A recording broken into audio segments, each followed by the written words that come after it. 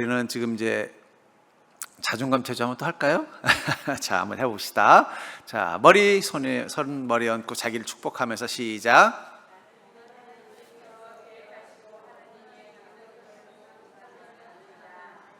자, 우리 뽀빠이처럼 팔 쪽 잡고 시작. 네, 또 우리 가슴 하나님이 안아주는 마음으로 시작.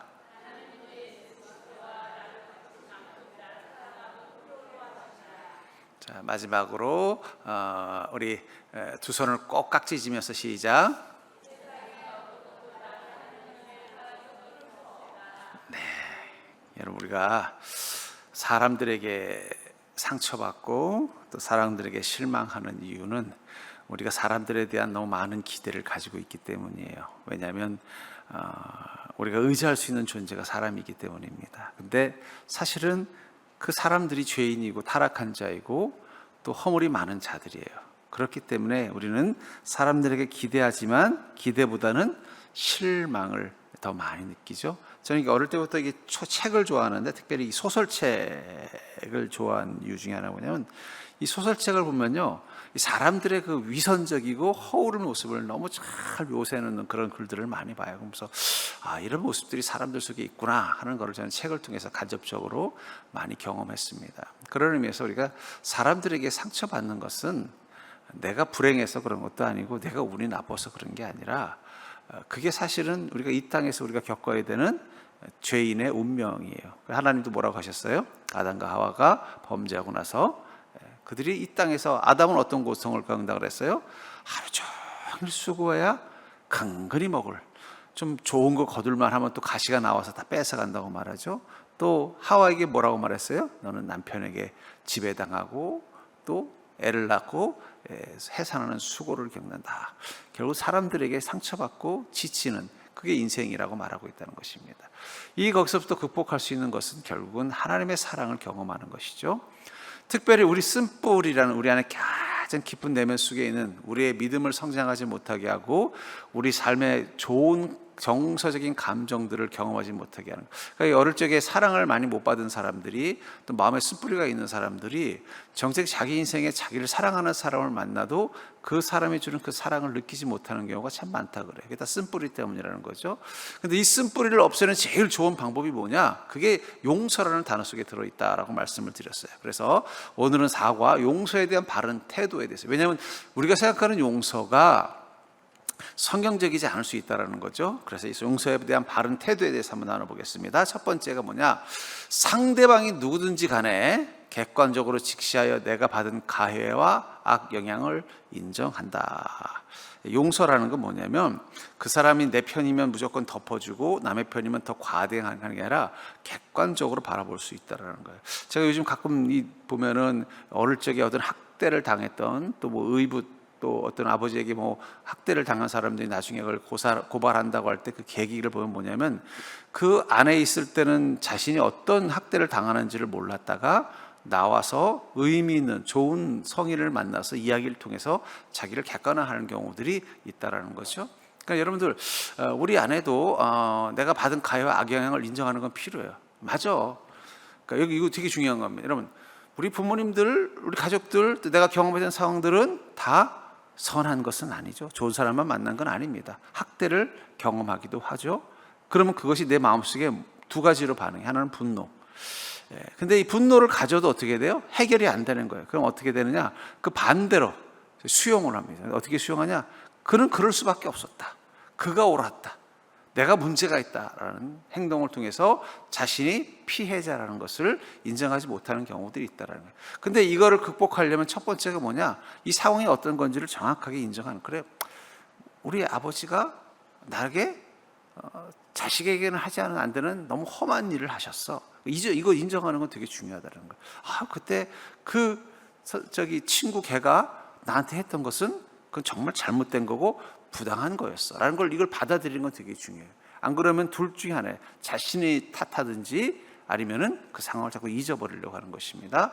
자, 내가 용서한다고 해서 악을 행한 자가 하나님의 심판을 면제받는 것은 아니다. 다만 나는 그를 심판하지 않고 풀어주며 하나님의 심판에 맡기는 것이. 여기서 중요한 단어가 나오죠. 용서한다고 해서 그 사람이 죄가 없어지는 건 아니에요. 그 대신에 뭘 말하는 거예요? 내가 심판하지 않고 하나님의 심판에 맡기는 것이 바로 용서라는 것입니다. 그러니까 우리 그리스도인의 용서는 뭐냐? 하나님은 공의의 하나님이시기 때문에 불의와 악에 대해서 하나님이 결코 모른 척하지 아니하시고 거기에 대해서 반드시 대가를 지불하도록 심판하실 거라는 걸 믿는 믿음이 있어요. 그럼 그 믿음이 있기 때문에 어떻게 돼요? 나는 그 사람에 대해서 용서할 수 있는 힘이 생기는 거예요. 어차피 어떻게 돼요? 그 사람은 그 대가를 하나님으로부터 받을 것이기 때문이라는 것입니다. 옛날에 보면 이 복수혈전 관련된 영화들이 참 많았던 것 같아요. 제가 어릴 때만 해도 원수가 갑자기 우리 집에 와가지고 가족들을 다 죽입니다. 나만 무사히 살아남았어요. 근데 마침 아버지로부터 물려받은 무술 비급이 있는 거예요. 그래서 이걸 가지고 산속에 혼자 가서 어떻게 돼요? 무술을 열심히 닦아가지고 초고수가 됐어요. 그리고 내려와서는 그 원수를 어떻게 해요? 아버지한테 물려받은 무술을 가지고 멋지게 물리쳐요. 근데 저는 늘 마지막 장면이 참 인상 깊어요. 그렇게 물리치고 나면 그 주인공은 어떻게 돼요? 쓸쓸히 사라져요. 왜 쓸쓸히 사라질까요? 그 원수에게 복수하기 위해서 자신이 그 긴 시간 동안 한 건 뭐예요? 원수를 공격할 수 있는 기술만 배웠지. 자기가 이 땅에서 잘 살아갈 수 있는 건 하나도 배운 게 없는 거예요. 그 사람은 그 뒤에 어떻게 됐을까요? 아마 다시 산속에 들어가서 혼자 살았을 거예요. 그렇잖아요. 그 오랜 세월 뭐 한 거예요? 산속에서 내가 원수와 싸워서 이기겠다고 해서 복수를 위해서 무술만 배웠지. 나가서 예쁜 아가씨한테 프로포즈를 하고 또 가족을 돌볼 수 있는 어떤 돈을 벌 수 있는 기술을 배운 것도 아니고 또 마을에서 공동체를 형성해서 이런 건 하나도 배운 게 없는 거예요. 뭐만 배운 거예요? 원수를 죽이는 기술만 배운 거예요. 그래서 그 복수는 성공했지만 그 순간 자신에게 남는 건 뭐예요? 무능한, 자기 인생을 살아갈 수 없는 무능한 자기만 남는 겁니다. 그래서 제가 늘 그 복수에 관한 영화의 그 뒷쓸쓸한 모습을 보면서 저 사람은 지금 어디로 가고 있을까? 결국 산속에 혼자 들어갈 수밖에 없어요. 왜냐하면 그 시간들을 낭비했기 때문이에요. 왜 용서를 주님 말씀하시느냐? 용서하지 않으면 분노가 자리 잡고 분노는 늘 그 사람에게 복수하고 싶은 마음 때문에 머릿속에서 그 사람이 사라지지 않습니다.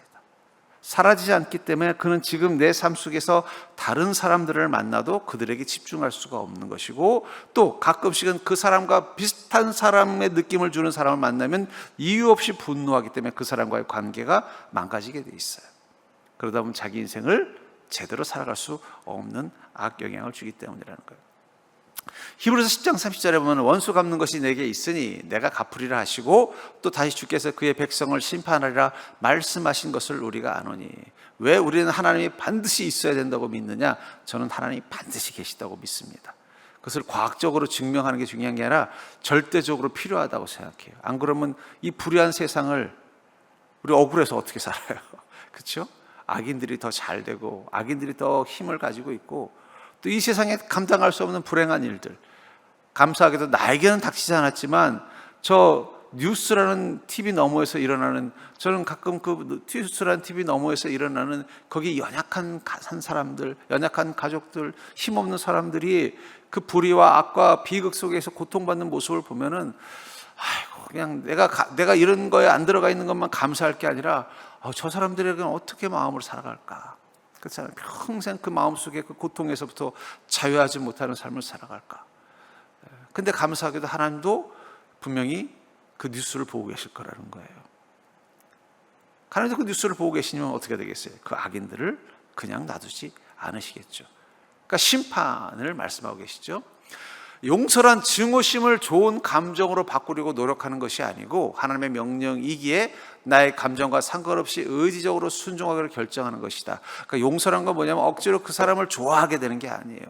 원수를 사랑하라는 말을 여러분들 오해하시면 안 됩니다. 원수인데 어떻게 사랑해요?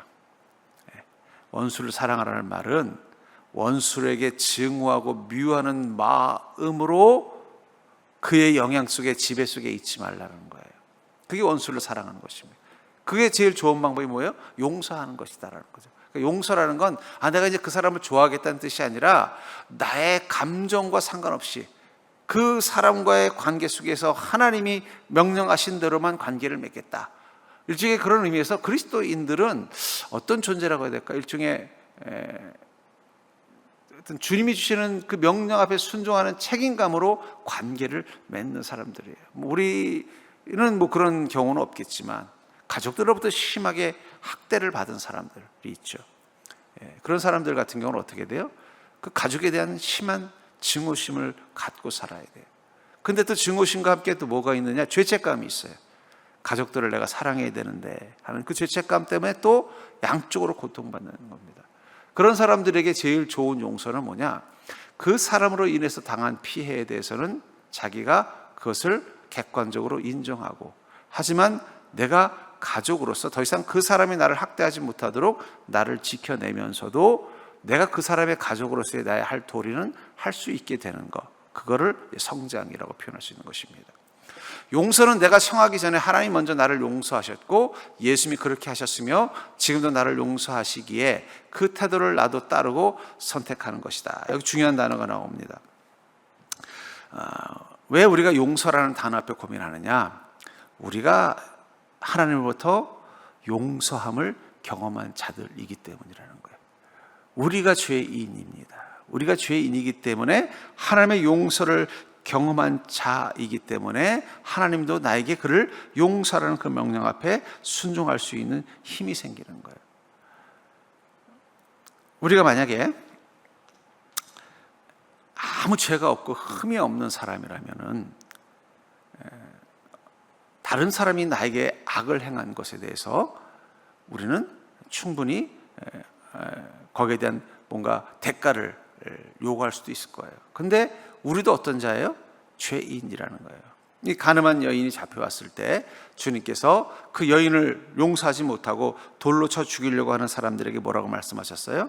너희 중에 죄가 없는 자가 먼저 돌로 쳐라. 그 말을 듣고 그 사람들은 자기가 든 돌을 내려놓고 떠나갔다라고 말하고 있어요. 저는 그런 의미에서 이 용서라는 것은 하나님이 나를 용서하셨다라는 것을 먼저 경험한 사람만이 다른 사람을 용서할 수 있는 힘이 생기는 것입니다. 자, 용서는 최대의 보복이다. 내가 살기 위해서라도 믿음으로 용서하라. 아까도 말한 것처럼 왜 용서가 최대의 보복이냐? 용서하지 못하면 계속 마음에 그 사람에 대한 분노가 사라지지 않습니다. 그 사람에 대한 분노가 사라지지 않으니까 어떻게 돼요? 그 마음을 계속 품고 살다 보면은 내 안에 뭐가 있는 거예요? 병든 마음이 계속 나를 지배하는 거예요. 그 병든 마음은 내 안에 쓴뿌리 속에서 계속 자라나는 거예요. 그래서 그 마음 때문에 어떻게 돼요? 자기 인생이 망가지는 거예요.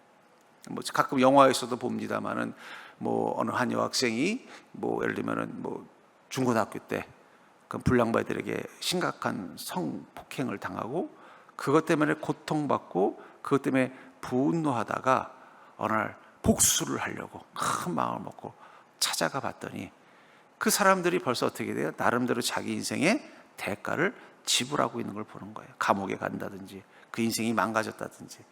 그 순간 자기는 그것 때문에 늘 대인 공포증에 빠지고 그것 때문에 늘 마음속에 사람들을 불신하는 마음으로 살고 그 악몽 때문에 제대로 삶을 영위하지 못하는 시간들을 살아왔는데 어느 날 내가 너무너무 억울해서 가서 복수를 하겠다는 마음을 가지고 찾아가 봤더니 그 사람은 이미 자기의 죄값으로 나름대로 벌을 받고 있더라는 거예요. 그러면 결국은 그 분노하고 원망한 마음으로 살았던 자기의 시간들은 누구에게 피해를 준 거예요? 자기 자신에게 피해를 준 거예요. 그러니까 우리에게도 사실 그런 마음이 있어요. 특별히 그 정도는 아니지만 원망의 마음을 품고 사는 사람들이 있어요. 가족들 간에. 그러다 가끔 어떤 계기 때 터져 나오더라고요. 형제들이 다 모여 있는데 화기애애한 모임을 갔다가 갑자기 어떤 한 가지 사건이 터졌어요. 그랬더니 한 명이 그러는 거예요. 그때 내가 형 나한테 그랬잖아. 그럼 그게 이제 기화점이 되는 거예요. 넌 안 그랬냐? 하면서 형제간에 갑자기 막 언성이 높아지고 싸움이 나. 그러다가 심지어는 막 칼부림까지 하고 막 형제가 형제를 잔인하게 하는 기사들을 보면서 결국은 왜 그랬을까? 그건 그거예요. 용서라는 부분. 용서가 안 되는 마음이 있다는 거예요. 근데 용서를 우리가 해야 되는 이유는 뭐라고 생각하냐면, 내가 살기 위해서라도, 내가 더 이상 그 상처와 그 문제로부터 자유하기 위해서도 어떻게 돼요? 용서가 필요하다는 것입니다. 아까도 말했지만 복수협전의 최후의 주인공의 최후는 결코 행복하지 않다는 거예요. 복수는 했지만 행복하진 않은, 오히려 그 복수를 위해서 사용했던 그 시간들이 자기를 더 행복하게 만들 수 있는 시간의 기회를 낭비하게 만들었기 때문에 불행해지는 것입니다. 용서에 대해 하나님이 하실 수 있는 일과 나만이 할 수 있는 일이 있다. 우리 민족도 그렇죠. 일제와 6.25라는 시절을 겪으면서 우리가 서로가 서로에 대해서 원망하고 미워하는 마음, 용서하지 못하는 마음을 가질 수 있는 사건들이 여러 번 있었어요. 근데 그 마음이 어떻게 돼요? 서로에 대해서 증오하고 분노하는 마음을 계속 마음에 갖고 있어요. 그러다 보면 그게 어떻게 보면 우리 민족에게도 뭘 만들어요? 국민에게도 늘 둘로 갈려지는 마음이 생기는 거예요. 이게 언제까지 가야 되나? 우리 아랫세대들은요, 그런 사건도 몰라요. 5.18도 모르고 6.25도 모르고 전혀 모르지만 그 윗세대들은 여전히 거기서 못 벗어나는 거예요. 서로에 대해서 불신하고 서로에 대해서. 저는 어쩌면 우리나라가 이 정치적으로 너무 양극단화된 것도, 사실은 너무 양쪽으로 갈라지고 이게 중도가 힘을 못 쓰는 것도 이 용서라는 문제와 관련이 있다고 생각을 해요. 자, 하나님만이 하실 수 있는, 용서에 대해서 하나님만이 하실 수 있는 일과 나만이 할 수 있는, 용서에 대해 하나님만이 하실 수 있는 일과 나만이 할 수 있는 일들에 대해서 한번 알아보겠습니다. 첫 번째, 하나님만이 하실 수 있는 일이 있습니다. 그러니까 우리가 우리를 어떻게 용서해야 되는 사람들, 내게 어떤 상처를 주고 아픔을 준 사람들, 내 안에 그 쓴뿌리의 근원이 됐던 사람들에 대해서 하나님이 하실 수 있는 일이 뭐냐? 상대방이나 그 사건에 대한 나의 부정적인 감정을 지우거나 긍정적인 것으로 변형시키는 것입니다. 우리가 그 마음속에 있는 이 쓴뿌리를 우리 마음과 의지로 캐낸다는 것은 쉽지 않습니다. 이 불교에서는 그걸 뭐라고 말하면 번뇌라 그래요. 번뇌. 그래서 이 승려가 되는 사람들이 그 수행을 통해서 끊임없이 자기 안에서 뭘 하려고 해요? 자기 안에 있는 이 번뇌를 제거하려고 노력해요. 그 자기 안에 있는 이 번뇌를 제거하려고 노력해요. 옛날에 그 영화 그 소설 제목은 생각이 나지 않는데 그런 소설이었어요. 뭐냐면은 그냥 불교적인 소설이었는데 어떤 이제 새엄마가 동생을 데리고 오고 새아빠 밑에서 태어난 이 형제가 있었는데, 새엄마가 그 자기를 너무너무 미워하는 거예요. 아마 등신불이라는 소설이었던 것 같아요. 맞아요. 너무너무 미워하는 거예요. 그래가지고 그 새엄마가 소위 말하는 이제 결혼한 남자의 아들을 독살을 하려고 그래요. 근데 그 새엄마의 아들, 자기한테 의복 형제가 됐죠? 는 그 형을 너무 좋아하는 거예요. 그래서 자기가 대신 그 독약을 먹나? 뭐 그런 내용이었던 거예요.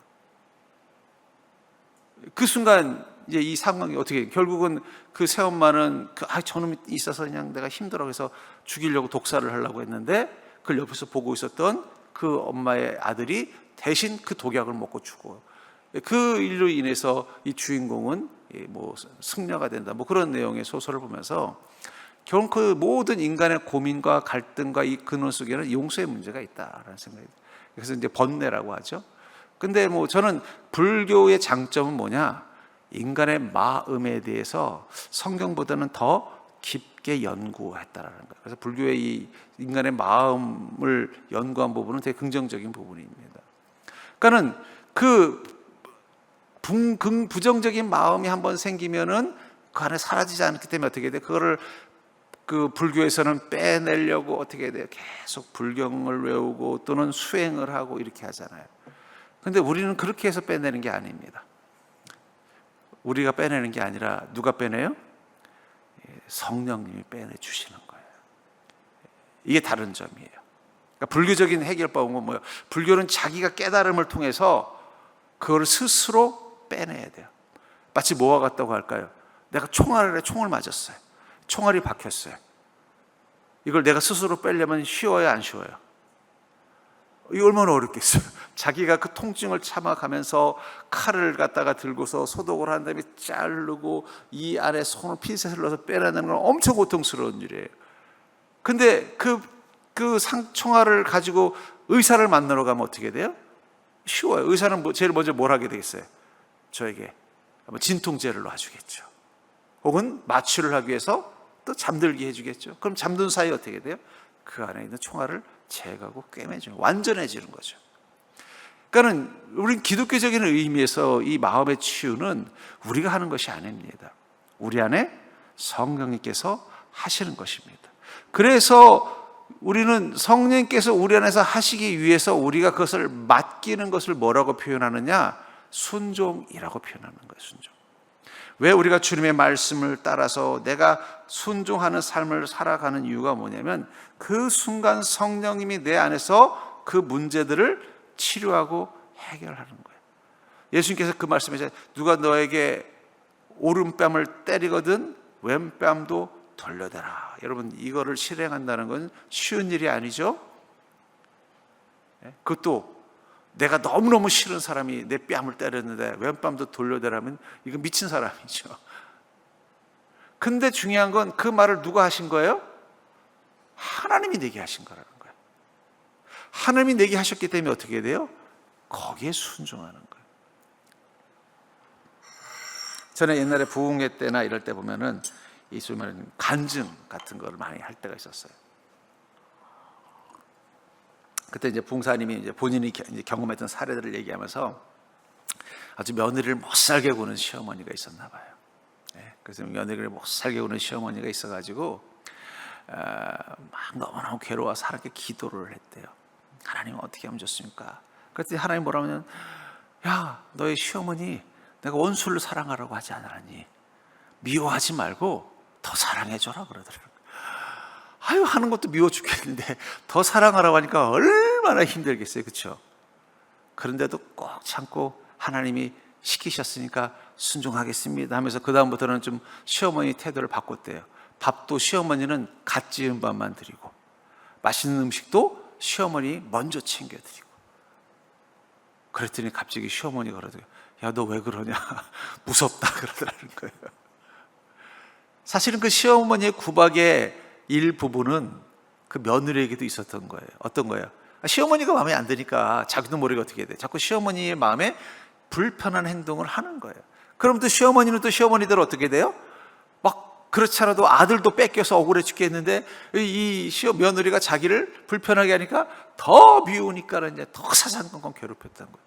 근데 갑자기 이 며느리가 갑자기 뭔가 이상해졌는지 갑자기 어머니 생글생글 웃으면서 갑자기 막 같이 아유 어머니는 이 밥 드셔요. 저희 찬밥 먹으면 돼요.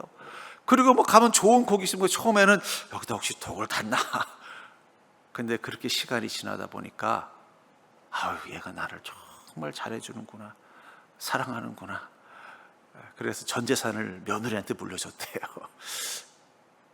그 가능한 힘이 뭐예요? 그 말씀에 순종하는 거지 억지로 의지로 하는 건 쉽지 않은 것입니다. 상대방의 감정이 변해 나에게 감사나 신뢰가 회복되고 관계가 좋아지는 거, 이거는 우리가 할 수 있는 게 아니에요. 성령님이 만들어 주시는 것입니다. 그래서 저는 어떤 사람을 만날 때 꼭 기도하고 가는 사람들이 있어요. 어떤 사람이냐? 나를 싫어하는 사람, 내가 불편한 사람, 그 사람과의 관계가 좋은 결과보다는 나쁜 결과가 올 것 같은 사람이 있을 때는요, 꼭 기도하면서 갑니다. 왜냐하면 성령님이 그 사이에서 연결해줘야 나빠지지 않을 수 있기 때문에. 만약에 여러분들이 용서할 수 없는 사람을 만나야 될 때가 있죠. 가족들 중에 내가 그때 어릴 때 그 학대당하고 혹시 나를 너무 억울하게 만들고 또 그때 그 행동을 했던 행동이 마음속에 잊혀지지 않는, 그래서 그 사람만 생각하면 분노가 떠오르는 그런 사람을 억지로 만나야 될 때 여러분들이 꼭 가져야 되는 건 뭐냐면 혼자 가시면 안 돼요. 성령님과 함께 가겠다는 마음, 기도하는 게 중요하다는 것입니다. 이처럼 우리는 못하고 하나님만이 할 수 있는 건 바로 상대방이나 그 사건에 대한 나의 부정적인 감정을 지우거나 긍정적으로 변형시키는 것은 우리가 할 수 있는 게 아닙니다. 성령님이 우리 마음을 다스려 주셔야 돼요. 또 그 상대방의 감정이 변해서 나에게 감사하거나 신뢰가 회복되고 관계가 좋아지는 것도 우리 뜻대로 되는 게 아니에요. 야곱이 가나안 땅으로 다시 돌아가야 되는 어쩔 수 없는 상황이 됐어요. 근데 돌아가면서 걱정이 제일 된 게 뭐예요? 형 에서예요. 자기가 형 에서에게 한 행동들이 너무 많은 잘못을 저지른 거예요. 여러분, 이 장자권을 빼앗았다라는 걸 우리는 여러분들께 쉽게 생각하지만, 쉽게 지금으로 치면은 형 명의로 된 재산을 자기 명의로 돌려서 그걸 땅 무사를 가지고 도망간 거랑 비슷하다고 보시면 돼요. 그럼 얼마나 원수가 되겠어요. 그러니 돌아갈 생각을 하니까 걱정이 되니까 어떻게 해야 돼요? 또 겁은 많아가지고 어떻게 해야 돼요? 처음에는 종들하고 양떼를 먼저 보내. 혹시 형님들이 그거 해치면 빨리 돌아가려고. 또 그것도 걱정이 되니까 어떻게 해요? 자식들과 며느리를, 딸을, 아내를 보내는데 덜 예뻐하는 자식들 먼저 보내. 그리고 맨 마지막에 자기가 예뻐하는 아내와 자기가 예뻐하는 자식들을 보내고, 그리고도 불안해서 어떻게 돼요? 자기는 안 가고 약복 가까이 기다리고 있는 거예요. 그 모든 출발이 뭐예요? 그건 자기가 형한테 하는 행동에 대한 두려움이 마음 가운데 있기 때문에. 근데 거기서 무슨 일을 경험해요? 하나님을 만나서 하나님과 씨름을 하죠. 그리고 하나님이 축복하십니다. 축복하고 약복강가를 건너갔더니 어떻게 돼요? 에서가 그냥 무슨 이산가족 찾기 하듯이 달려와가지고 끌어안으면서 너 잘 지냈냐? 아마 야곱이 그랬어요. 이럴 줄 알았으면 진작 올걸. 괜히 그냥 라반 삼촌한테 구박당하면서 내가 20몇 년을 뭐하고 있어다 후회가 막 급했을 거예요. 근데 왜 못 돌아갔어요? 두려워서 못 돌아간 거예요. 형이 나 용서하지 않았을 거라. 그러니까 여러분, 사람의 마음을 움직이는 거 우리에게는 그만한 대단한 능력이 없어요. 하지만 성령님은 그 마음을 움직여 주십니다. 저는 그래서 정말 곤란한 사람을 만나야 될 때, 힘든 사람을 만날 때는 꼭 기도하고 가요. 심지어는 축사기도도 합니다. 안에서 하면 그 사람이 이상하게 못하니까 바깥에서 나사렛 예수 그리스도로 명하노니 저 사람 속에 있는 막한 생각들은 떠나갈지어다 하고 들어가면요 좀 수월해져 있어요. 하나님 변화시켜 주는 겁니다. 자, 그럼 우리가 할 수 있는 일은 뭘까요? 상대가 잘못을 행한 자임에도 불구하고 내가 용서하기로 의지적으로 믿음으로 선택하는 겁니다. 자, 용서가 안 돼도 용서한다고 선포하는 것은 되게 중요합니다. 아까도 우리가 말하자, 뇌는, 제가 뭐라고 해요? 뇌는 멍청하다. 뇌는 멍청합니다. 우리가 말하면 뇌는 그걸 진짜로 다 믿어요. 뇌는 주인의 말을 100% 믿는 멍청입니다. 그래서 힘들어도 내가 입으로 뭐예요? 아이고 행복해 그러면 뇌는 착각을 일으키고 어떻게 한다고요? 행복 호르몬을 줘요. 그러니까 여러분, 뇌는 되게 멍청합니다. 누구의 말을 그대로 믿는다고요? 자기 주인의 말을 그대로 믿어요. 그래서 우리가 말이 중요한 거예요. 말이. 그러니까 나는 그 사람을 용서해, 나는 예수님의 명령을 따라 용서하기로 선택했습니다, 선포합니다 외치면요, 뇌는 어떻게 돼요? 그걸 듣고 믿어요. 주인이 용서했나 보다. 그러면요, 그 뇌는 자기의 기억 속에서 그 사람이 했던 악행들에 대한 기억들을 어떻게 할까요? 하나씩 둘씩 지워나가요. 특히 지운다는 게 뭐냐? 감정으로까지 느껴지는 부분을 지워요. 여러분 그런 거 있죠? 저도 어릴 때 그런 적이 있었는데, 제가 어릴 적에 초등학교 때 학교에 좀 지각을 했어요. 늦잠을 잤어요. 그래서 막 가려고 그랬더니 엄마가 잡더니, 야 그래도 아침 먹고 가야지. 그래서 나 늦었어. 그래 빨리 먹고 가. 그래가지고 물 마른 밥에다 된장찌개를 먹고 갔어요. 근데 그만 체한 거예요. 학교에서 체해가지고 꽉 앓고 돌아오니까 그 다음부터는 된장찌개 냄새만 맡으면 속이 울렁울렁 거려가지고 제가 한 몇 년 동안 거의 중고등학교 때까지 된장찌개를 못 먹었어요. 그때 딱 한 번, 그 된장찌개를 제가 원래 싫어했던 게 아니라 좋아했는데, 한 번 그거 먹고 체하니까 그 기억이 머릿속에 어떻게 돼요? 입력이 돼서는 된장찌개 냄새만 맡으면 그때 그 속이 울렁거리던 그 느낌이 그대로 재현되는 거예요. 그래서 못 먹었어요. 그러다가 어떤 계기였는지 모르겠지만 제가 된장찌개를 먹었는데 맛있네? 라는 생각을 딱 했어요. 그랬더니 그 울렁거림이 싹 사라져버리는 거예요. 그러니까 여러분, 우리가 용서하기로 선포하는 순간, 아까도 말했죠, 뇌는 멍청하기 때문에 어떻게 돼요? 그 사건까지는 지우지 않지만 그 사건이 있을 때 그 당시 때 내가 느꼈던 감정들이 있잖아요. 두려움, 고통, 이런 것들이 어떻게 돼요? 옅어지는 걸 경험하는 거예요. 그게 용서의 힘입니다. 용서의. 결국은 왜 못 잊는 거예요? 그때 그 두려움이 아직도 나에게 영향을 주는, 그걸 트라우마라 그러잖아요. 그렇죠? 교통사고 한번 당한 분들은 어떻게 돼요? 비슷한 상황만 되면 그때 놀래고 그때 아팠던 게 다시 몸이 그걸 기억하고 어떻게 해요? 그 통증을 다시 느끼게 하기 때문에 무서움이 생기는 거예요. 단순히 교통사고 났다는 사건이 아닌 거예요. 마찬가지예요. 그러니까 쓴뿌리의 문제가 뭐냐? 그 감정까지도 그대로 기억하고 있다가 그 감정을 또 쏴주는 거예요. 10년 전, 20년 전, 30년 전에 일어난 사건인데도 그 감정이 여전히 지금 똑같이 느껴지니까 어떻게 해요? 여전히 그 고통 속에 살고 있는 것처럼 느껴지니까 괴로운 거예요. 근데 용서를 결단하기 시작하면요, 그 감정이 옅어지는 거예요. 감정이 옅어지면 그 사건은 그저 과거의 내 기억의 하나일 뿐인 거예요. 여러분, 살면서 좋은 기억만 있습니까? 나쁜 기억도 많지만 그 기억이 지금 나한테 영향을 미치지 않는 이유는 뭐예요? 그것이 지금까지 나에게는 그냥 사건으로만 메모리 되어 있을 뿐이지 그 상황이 주는 그 두려움, 근심, 걱정의 감정들은 이미 다 리셋됐기 때문에 그런 거예요. 예. 그래서 운동선수들도 제일 힘든 게 그 감정의 리셋이래요. 또 비슷한 상황이 되면 또 두려움이 확 올라오면은 못 한다는 거예요. 뭐 예를 들면 자동차 경주하는 운전수인데 한번 차가 전복이 돼가지고 뭐 큰 부상을 입어 사경을 헤맸어요. 그럼 그때 얼마나 고통스러웠겠어요. 그럼 또 운전대만 잡으면 그 생각이 나면은 그 사람은 운전을 못 하는 거예요. 근데 문제는 뭐냐면 이 사람들은 그 사건은 기억하지만 그 감정은 자기 속에서 지워내는 거예요. 그럼 어떻게 돼요? 또 운전대를 밀고 카레이싱을 할 수가 있는 거죠. 용서는 자기 잘못 생각한 자임에도 불구하고 내가 용서하기로 의지적으로 믿음으로 선택하면 그 순간 뇌는 내 의지를 따라서 어떻게 돼요? 제일 먼저 그 감정부터 희석시켜 주려고 해요. 더 이상 그 감정이 내게 영향을 주지 않게 되는 거예요. 자, 그래서 용서는 힘들지만 왜 해야 되는가?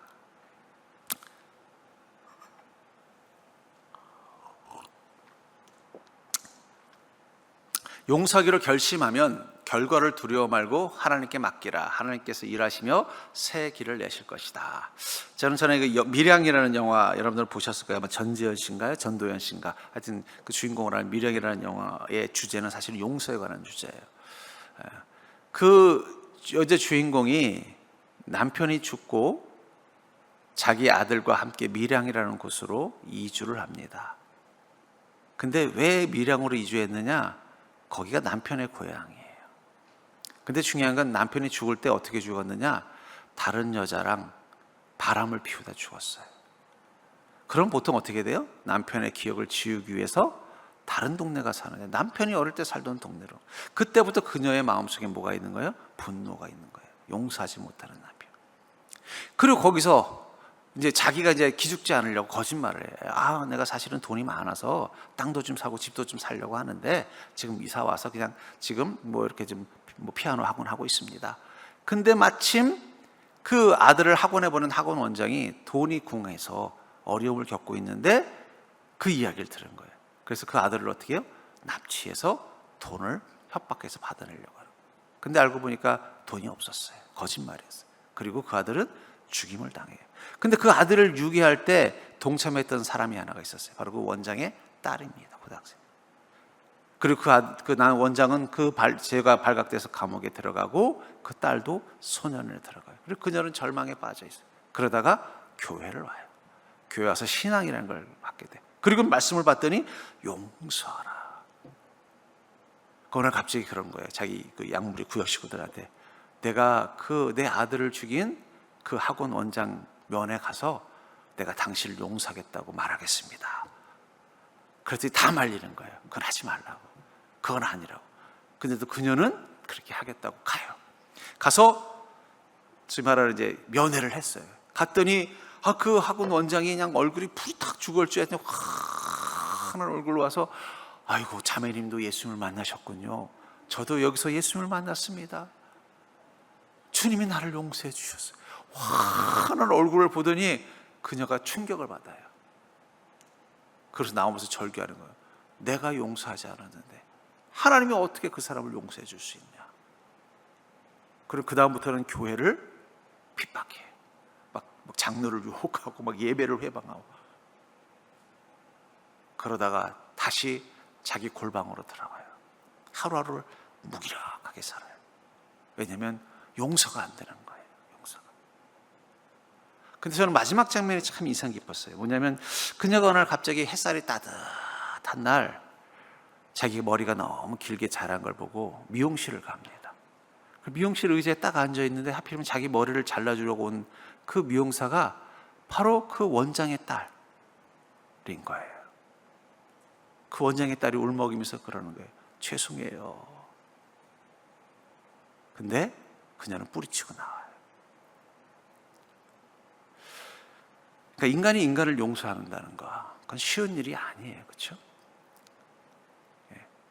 그리고 용서하지 못했기 때문에 그녀는 어떻게 돼요? 이미 엎질러진 사태인데도 자기 인생을 살아가지 못하고 그 절망의 동굴에서 갇혀 있는 것입니다. 만약에 정말로 그녀가 용서할 수 있었다면 어떻게 됐을까요? 아까도 말했잖아요. 우리가 용서할 수 있는 이유는 뭐라고요? 하나님이 그 죄에 대해서 심판하실 거라는 거예요. 왜 하나님은 그 자기 아들을 유기해서 죽인 그 잔인한 그 원장을 용서하셔가지고 심판을 면하게 하셨습니까? 여러분 착각하시면 안 돼요. 하나님이 우리의 죄를 용서하셔서 우리가 심판을 면하게 했다고 해서 우리가 우리의 죄에 대해서 하나님이 무조건 다 덮어주는 건 아닙니다. 그 값을 치르게 하십니다. 언제 치르게 하실까요?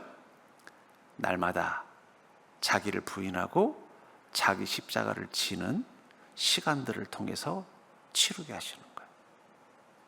그러니까 가짜 복음이 뭐예요? 하나님 나 용서했으니까 나 이제 마음대로 살아도 돼. 이건 가짜 복음이에요. 하나님이 날 용서했다는 사실을 깨닫는 순간 그 용서의 무게가 내가 죄인이라는 죄의 무게와 비례하는 것입니다.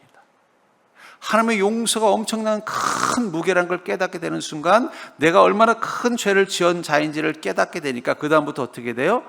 더 자기를 부인하고 자기 십자가를 지는 삶을 살 수밖에 없는 거예요.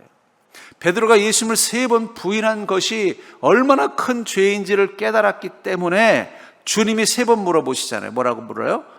네가 나를 사랑하느냐? 그리고 뭐라고 말씀하세요? 내 양을 먹이라.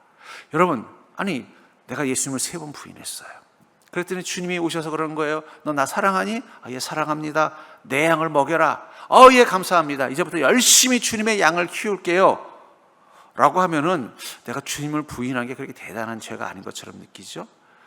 근데 베드로는 그 양을 먹이는 게 편했을까요? 뭐라고 말해요? 어떠한 죽음으로 하나님께 영광을 돌리지 그 양을 먹이기 위해서 자신이 감당해야 되는 자기 십자가, 자기 부인의 고통, 주님은 그것을 통해서 그 용서의 값을 이미 받으시려고 하는 거예요. 왜 우리는 지금 자기를 부인하고 자기 십자가를 지고 살아야 되느냐? 우리가 용서받은 그 죄의 값이 크기 때문이에요.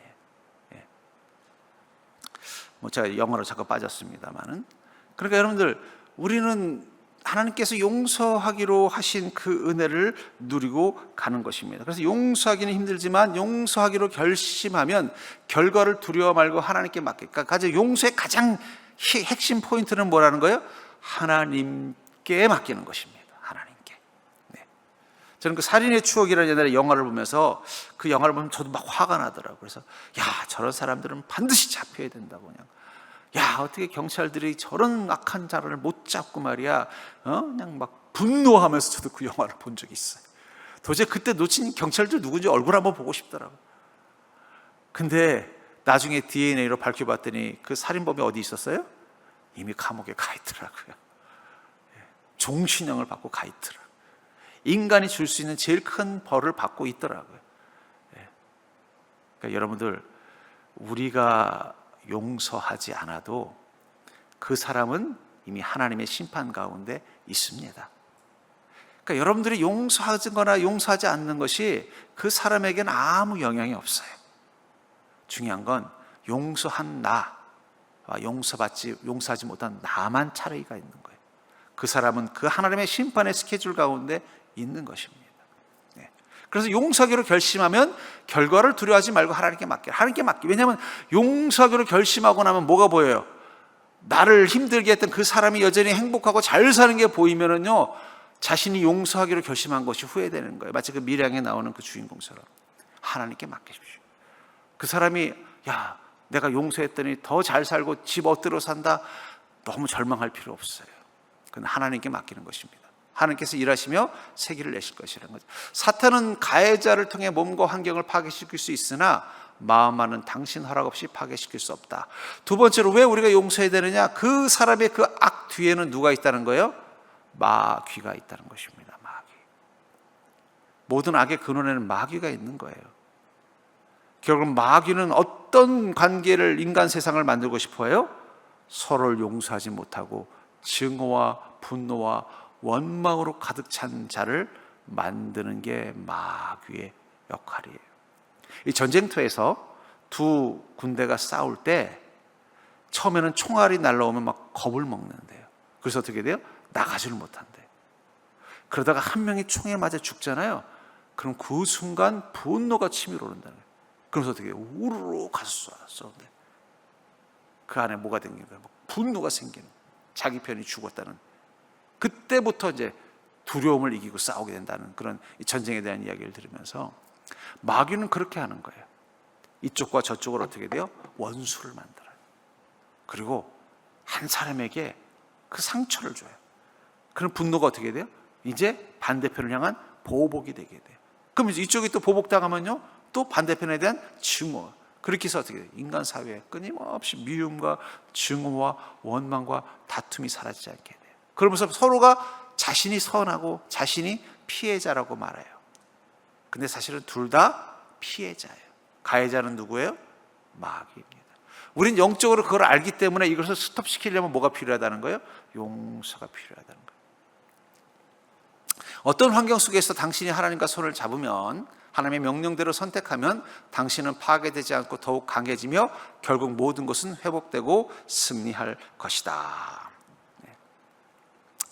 복수를 해도 마음이 치유되지 않고 쓴뿌리도 없어지지 않지만 하나님의 길을 선택하면 그 사람은 계속해서 하나님의 사람으로 변해간다. 여러분, 요셉이 형님들의 악에 대해서 복수하려는 마음으로 살았다면 어떻게 됐을까요? 애굽의 총리까지 올라가지 못했을 거예요. 아마 삐뚤어진 마음과 성격을 가지고 보디발 장군 집에 노예로 살다가 운이 좋아 나와서 형님들을 만나러 갔다면 형들에게 어떻게 했을까요? 해코지를 하는 것으로 끝났을 거예요. 그런데 중요한 건 뭐예요?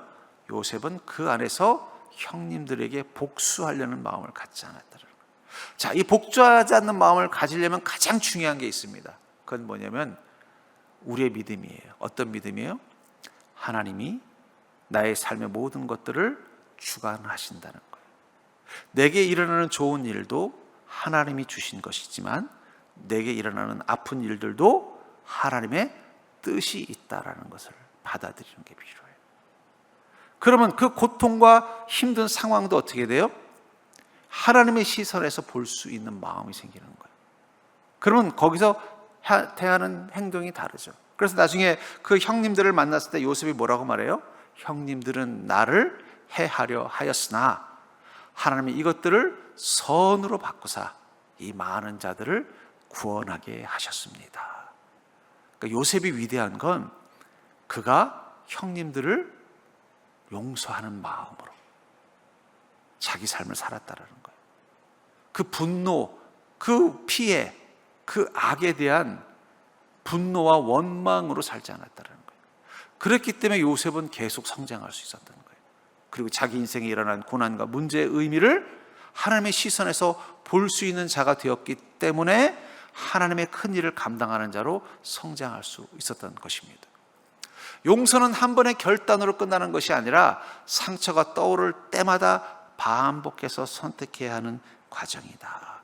제가 이렇게 목회자들을 보면은요, 아주 좋은 여건 속에서 믿음 가운데 잘 자란 목회자도 있지만 어떻게 보면 학대받는 가정에서, 고아처럼 버림받은 가정에서 살다가 목회자가 된 사람들도 있어요. 근데 차이점이 뭔가 이렇게 보면요, 그 어렵고 학대받고 고통받는 환경 속에서 주님 붙잡고 또 소명을 받고 목회자가 된 사람들의 마음의 그릇이 커요. 그 사람들은 확실히 그 악한 사람들, 악한 일, 어려운 일들을 대하는 것을 보면은 그릇이 크구나 이런 걸 느낄 때가 있어요. 너무 온실 속에서 편안하게 자라서 목회자가 되는 사람들은 성도들한테도 상처를 잘 받아요. 저는 여러분들한테 상처받지 않습니다. 자, 용서는 상대를 위해서가 아니라 하나님께 순종하기 위해 하는 것이며 결국 가장 큰 유익은 나에게 돌아온다. 왜 우리가 용서를 해야 되느냐? 그게 바로 그 사람이 나에게 주는 피해로부터, 정서적인 피해, 지금까지 영향을 주는 그 피해로부터 나를 지키는 차단막이 용서이기 때문입니다. 자, 그럼 용서를 선택했을 때 우리가 얻게 되는 축복이 뭐냐? 먼저 가장 중요한 거죠. 하나님과의 관계가 회복이 됩니다. 여러분, 쓴뿌리는 용서라는 제초제가 들어가야 녹는 거예요. 그 쓴뿌리가 없어져야 복음이 잘 자라요. 말씀이 잘 자라요. 믿음의 열매가 크게 자라는 거예요. 하나님의 관계가 회복되는 거예요. 그리고 마음의 자유와 평안을 누리게. 아까 말했잖아요. 용서하기로 결단하면 그 순간 우리 멍청한 뇌는 제일 먼저 뭐 한다 그랬어요?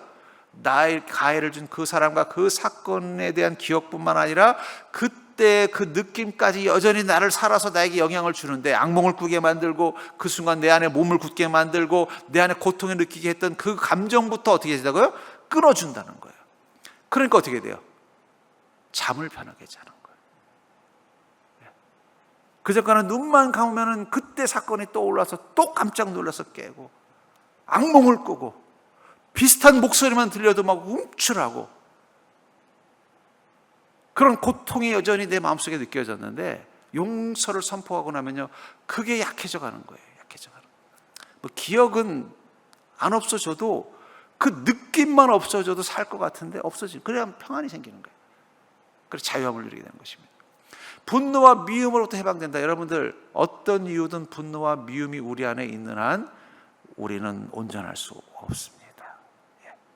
어떤 이유로든 우리가 분노와 미움을 우리 마음에 가지고 있다는 건, 그것은 우리의 마음이 건강하지 못한 거예요. 여러분, 성령의 열매 중에 분노와 미움이 있습니까? 없습니다. 분노와 미움은 근원적으로 하나님의 사람들에게는 가질 수 없는 거예요. 네 번째로는 영적 성장이 일어나는 것입니다. 아까도 말했잖아요. 쓴뿌리가 제거되어야 그 밭에 심은 작물들이 잘 자라는 것처럼 내 영적인 성장. 그러니까 오래 예수 믿고 열심히 믿었는데도 믿음이 성장하지 않는 이유 중에 많은 부분들은요, 이 쓴뿌리가 있어요. 이 쓴뿌리. 이게 계속 자라는 걸 막는 거예요. 열심히 봉사하다가 갑자기 확 돌변해버리는 거예요. 열심히 목사님 잘 따라다니다가 갑자기 목사님 확 미워하는 거예요. 열심히 주님의 일하다가 갑자기 이 모든 것들이 막 신경질 나고 짜증나고 싫어지는 걸 경험하는 거예요. 왜냐하면 더 잘하지 못하게 만드는 쓴뿌리가 계속 그 안에 있기 때문이에요. 이걸 극복하고 나면 어떻게 돼요? 그 다음부터는 그런 흔들림이 없어지는 거예요. 영적인 성장이 계속 일어나는 것입니다. 하나님께서 새로운 삶의 길을 열어주신다. 여러분들, 우리 안에 믿음이 잘 자라고 말씀이 잘 자라면요, 우리 인생이 달라지게 돼 있습니다. 우리가 성경에서 발견하는 게 그거잖아요. 예수님 만나서 성령이 임재해서 그 말씀과 믿음으로 사는 사람들은 다른 삶을 사는 걸 보잖아요. 그러니까 하나님께서 이렇게 말씀하시는 여호수아한테, 야, 너 형통과 평탄 별거 아니야. 그냥 내가 너에게 가르쳐준 이 말씀을 주야로 묵상하고 거기에 좌로나 우로나 흔들리지 말고 믿음으로 굳건하게만 살아. 그러면 너는 형통할 거고 너의 길은 평탄할 거야. 이것은 여호수아에게만 준 축복이 아닙니다. 말씀을 사모하고 믿음 가운데 사는 모든 자들에게 주어진 축복이에요. 근데 문제는 뭐예요? 주야로 묵상하다가 딱 끊길 때가 있고, 좌로나 우로나 치우치지 말라고 하는데 자꾸 좌로 갔다 우로 갔다 하는 때들이 있는 거예요. 그때 보면 대부분 뭐예요? 쓴뿌리가 있고, 그 쓴뿌리가 우리 안에서 영향을 미칠 때라는 거예요. 근데 그 쓴뿌리를 죽일 수 있는 유일한 제초제가 뭐라고요? 용서밖에 없다라는 거예요. 왜냐하면 그 쓴뿌리의 근원 속에는 내가 당한 피해, 고통의 기억이 있기 때문이라는 거예요. 그리고 이제 용서를 경험하고 나면 어떻게 돼요? 다른 사람을 사랑하고 품을 수 있는 능력이 생깁니다. 여러분들, 그래서 옛날에 보면 결혼시킬 때 그 집안을 본다 그러잖아요. 그 집안을 본다는 게 뭐냐면, 저 신랑 될 혹은 신부 될 저 사람의 마음에 쓴뿌리가 있는가를 보는 거예요. 그 가족들이 화목하고 건강하면 그 밑에서 자란 자녀도 어떻게 돼요? 쓴뿌리가 없어요. 그런 사람들은 어떤 특징이 있어요? 다른 사람을 사랑하고 품고 포용할 능력이 있어요. 그러니까 여러분, 행복한 결혼도 건강한 사람끼리 결혼해야 행복한 거지. 한 사람은 건강한데 한 사람은 마음이 병들어 있으면요, 이상하게 선이 악을 못 이겨요. 그 병든 사람의 마음이 행복한 사람 마음속까지 전염돼서 불행하게 만드는 경우들이 많아요. 그러니까 이 용서는 뭐예요? 다른 사람을 사랑하고 품을 수 있는 능력이 생기게 하는 힘이 되는 것입니다. 자, 이제 마무리, 묵상과 적용. 오늘 기도까지 하려고 그랬는데 시간이 없네요. 자, 나는 지금까지 용서하지 못하고 있는 사람이 있는가? 갑자기 떠오르는 인물이 있습니까? 이 시간 우리 마음으로 한번 잠깐 기도합시다. 하나님, 제 마음속에 그 사람만 떠오르면 또 그때 겪었던 수치심, 그때 겪었던 분노, 그때 겪었던 두려움이 밀려옵니다. 지금 제가 그를 용서하게 해 주시옵소서. 용서할 수 있는 힘을 주시옵소서. 한번 기도합시다. 하나님,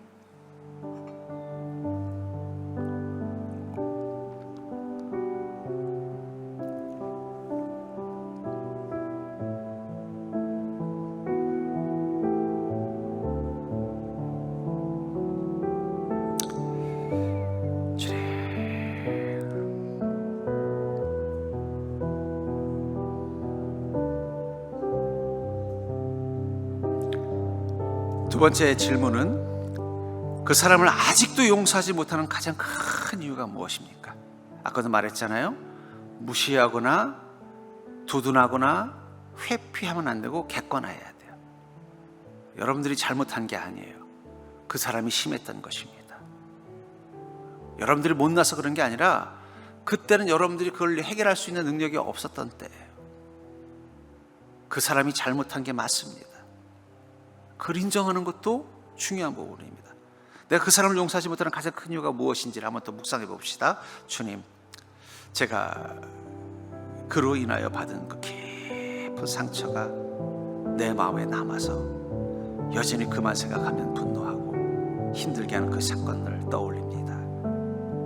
그 사건 속에 하나님 함께하여 주시고 하나님의 용서가 임할 수 있도록 축복하여 주시옵소서.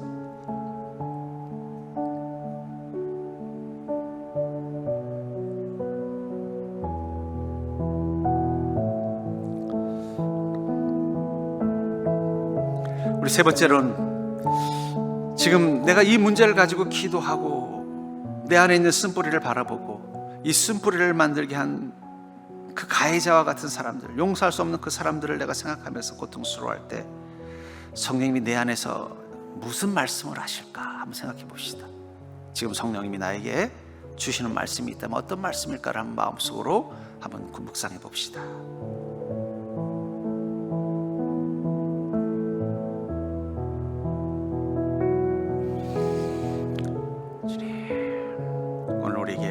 주님의 말씀을 허락하여 주시옵소서. 용서하지 못하는 사람들, 용서되지 않는 그 사건들, 용서하지 못해서 걷는 내 안의 그 고통과 그 아픔의 기억들을 하나님, 이 문제를 내게 있게 하신 이유가 무엇인지를 주님의 뜻을 알게 하시고 주님의 말씀을 듣게 하여 주시옵소서. 네 번째로, 오늘 믿음으로 용서하기 위해 내가 결단해야 될 것은 무엇인가? 여러분들에게 지금 하나님께서 결단하라고 말씀하시는 게 있다면 그것들을 떠올려 보시기 바랍니다. 이제 눈을 뜨시면 되고요. 자, 묵상을 위한 성경 말씀만 한번 읽어보고 끝내겠습니다. 같이 읽어볼까요? 시작.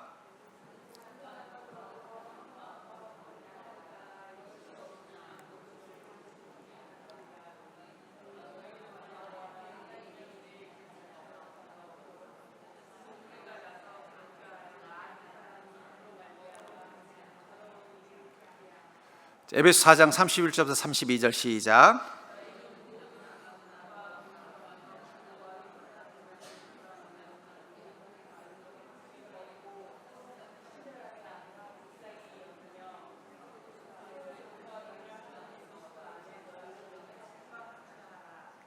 마태복음 6장 14절에서 15절 시작.